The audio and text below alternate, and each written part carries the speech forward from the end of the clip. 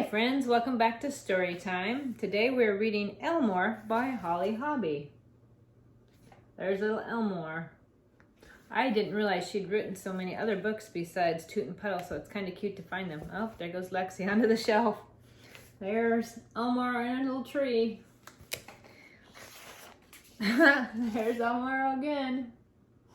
Looks like a sleepy Elmore. Elmore lived by himself in the ancient maple tree. He loved it there. Wow, look at that nice big area. There's little Elmo, and there's his little ladder up to the tree. That looks like a really nice area for Elmore, and for everybody else too.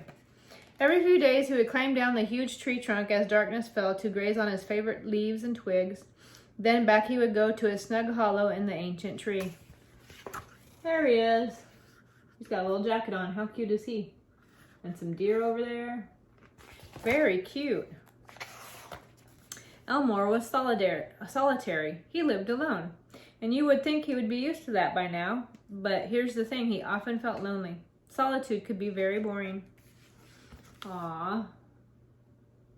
Sometimes we all have to be alone, and it can be good, because sometimes we want to have some space to do things we want, and sometimes we miss people. Looks like to me Elmo's starting to miss some people. He's always had trouble making friends. What was the problem? After all, the L in Elmore's name, his mother once explained, stood for love. And he put up a sign, Friends Wanted. There's little Elmo with his mama.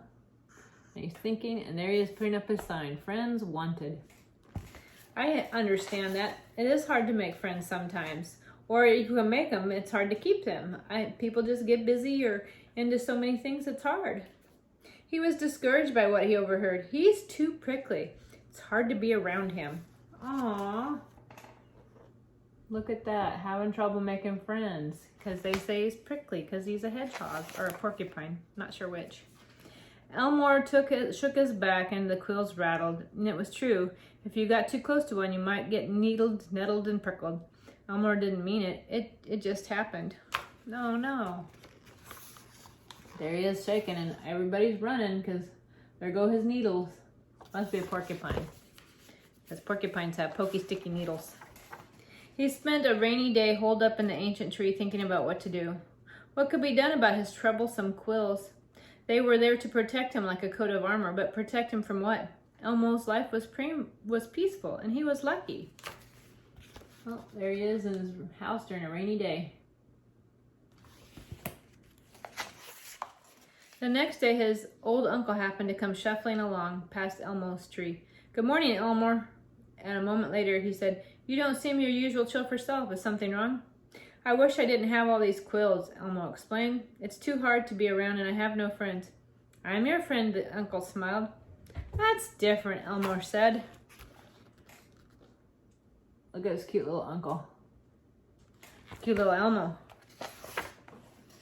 But you're a porcupine, his uncle stated emphatically. You wouldn't be a porcupine without quills.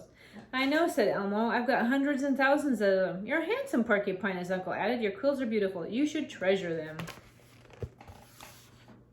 Aw, he is beautiful. Super adorable. His uncle's kind words made Elmo feel better. And then he looked at the many quills scattered about his cozy dwelling, and he had an idea. What do you think he's doing? Looks like he's sweeping them up. But then what is he going to do with them? Elmo tied up each small cluster of quills with a bit of string. What could he be doing? There he is in his little house, his snug ancient tree. He posted another sign. Elmo quill pens, 100% porcupine quills for free. What do you think he's doing? Interesting, Elmo. For 2 days, they went like hotcakes. Everyone could enjoy a quill pen, especially if it was made from 100% real porcupine quills, and free too. They could make ink from berries, Elmo suggested, which was extra fun, and everyone loved getting a note from a friend, and he said as he handed out the bundles. Oh, look at that. He's turning something that could be pokey and sad into something good and fun.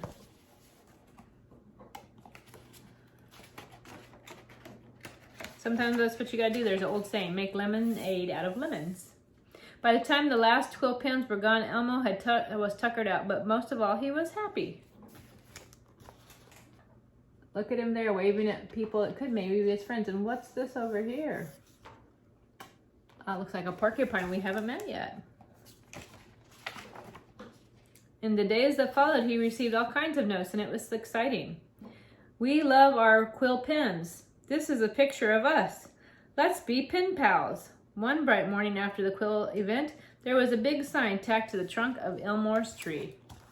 Look at all those people being his friends. How cool is that? He's making some friends. On the note it said, you are a beautiful porcupine. Our woods are lucky to have you. You're friends.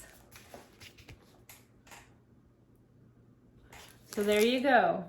Elmo is happy and has some friends now because he found a way to make friends. In spite of what some people would say was a flaw or a detriment or something that, you know, was troublesome, he turned it into an asset and made friends.